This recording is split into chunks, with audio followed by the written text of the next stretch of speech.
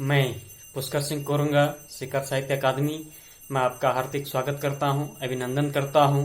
दोस्तों, मित्रों, विद्यार्थियों, दर्शकों, जैसा कि आप इस कोरोना काल पे घर पे सकुशल होंगे। और दोस्तों, आज जो मेरा टॉपिक है वो हिंदी व्याकरण के अंतर्गत है। हिंदी व्याकरण की अगर मैं बात करूं तो आज जो व्याकरण का एक महत्वपूर्ण पार्ट है, लेसन है, वो वाच्य है। और वाच्य पर ही जो है मैं आज पूरा विश्लेषण करने जा रहा हूं, डिस्कशन करने जा रहा हूं। उसकी परिभाषा क्या है, इसके उदाहरण क्या है, इसको हम किस प्रकार से समझ सकते हैं, तो इसी पर आज मैं एक चर्चा कर रहा हूं। तो आइए दोस्तों, इस वीडियो को जो है हम देखें। दोस्तों, आज हम जो है हिंदी व्याकरण के अंतर्गत यानी वाच्य को हम पढ़ेंगे, समझेंगे और किस प्रकार से इसकी परिभाषा है, क्या उदाहरण है, तो इस सब को हम आज समझने का प्रयास करेंगे। सबसे पहले वाच्य किसे कहते हैं, थोड़ा इसको समझने का प्रयास करते हैं। वाच्य जो है क्रिया के जिस रूप से यह पता चले कि वाक्य में कर्ता, कर्म अथवा भाव में से किसकी प्रधानता है, इससे ही हम क्या कहेंगे, वाच्य कहेंगे। यानी क्रिया के जिस रूप से यह पता चले कि वाक्य में कर्ता, कर्म अथवा भाव में से किसकी प्रधानता है, उसे हम क्या कहेंगे, वाच्य कहेंगे। अब वाच्य के जो हैं भेद वाच्य के जो भेद हैं, यानी इसके प्रकार, कितने प्रकार के वाच्य हैं, तो मुख्य रूप से जो हैं ये 3 प्रकार के हैं। कृतवाच्य है, कर्मवाच्य है और भाववाच्य है। तो जो पहला है कृतवाच्य है। कृतवाच्य को अगर हम पढ़ें तो कृतवाच्य में कर्ता की प्रधानता रहती है और क्रिया का जो लिंग, वचन और पुरुष कर्ता के लिंग, वचन और पुरुष के अनुसार ही होता है। जैसे हम उदाहरण के रूप में भी समझेंगे, लड़के पढ़ते हैं, हाथी चिंगाड़ता है, तुम सत्य बोलते हो। अब स्पष्टीकरण अगर हम इसमें देखें तो इसमें जो है इन वाक्यों में क्या हो रहा है, क्रियाओं का विधान कर्ता के अनुसार हो रहा है ना। कर्ता की प्रधानता मिली है, इसलिए यहाँ पे क्या है, कृतवाच्य है। वहीं अगर हम देखें तो दूसरा जो वाच्य के अंतर्गत आता है वो कर्मवाच्य है।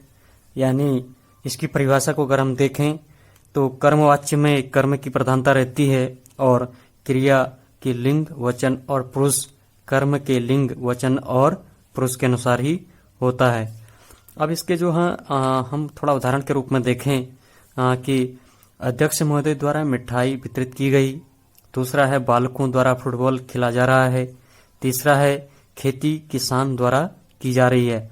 अब इन तीनों में क्या है, कर्म की प्रधानता है, यानी क्रिया का रूप, रचना भी कर्म के लिंग, वचन व पुरुष के अनुसार हुई है।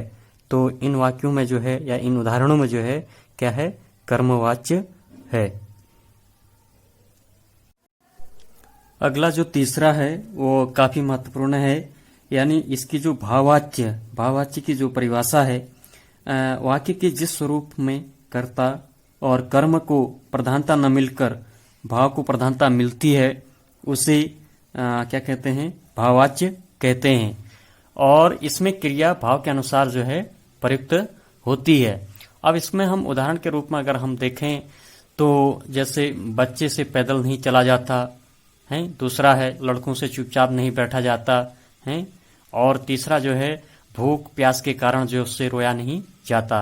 तो इसमें जो तीनों उदाहरण हैं, इस उदाहरण को अगर हम ध्यान पूर्वक अगर देखें तो पता चलता है कि इसमें कर्ता और कर्म दोनों की प्रधानता नहीं मिली है, बल्कि क्रिया अथवा भाव को प्रधानता मिली है। किसको मिली है, क्रिया और भाव को। तो इसलिए हम इसे क्या कह सकते हैं, भाववाच्य कह सकते हैं। और इसी में अगर हम ध्यान से देखें तो सभी वाक्य क्या हैं, निषेधात्मक हैं। और वहीं अगर हम देखें तो सभी क्रियाएं एकवचन पुल्लिंग में हैं। और वहीं अगर हम देखें इन उदाहरण को ध्यान से तो भाववाच्य प्रायः अकर्मक क्रियाओं का होता है। तो ये कहीं न कहीं जो है वाच्य यानी वाच्य के बारे में आज हमने पढ़ा। और वाच्य के बारे में कुछ जो है ध्यान रखने वाली बातें हैं। वाच्य के संबंध में ध्यान रखने योग्य बातें जो हैं, कृतवाच्य में जो है सकर्मक और अकर्मक दोनों क्रियाओं का प्रयोग होता है। इसको आप हमेशा ध्यान रखना है। जैसा मैं उदाहरण बोल रहा हूं कि मोहन गेंद खेल रहा है, तो ये सकर्मक हो जाएगा।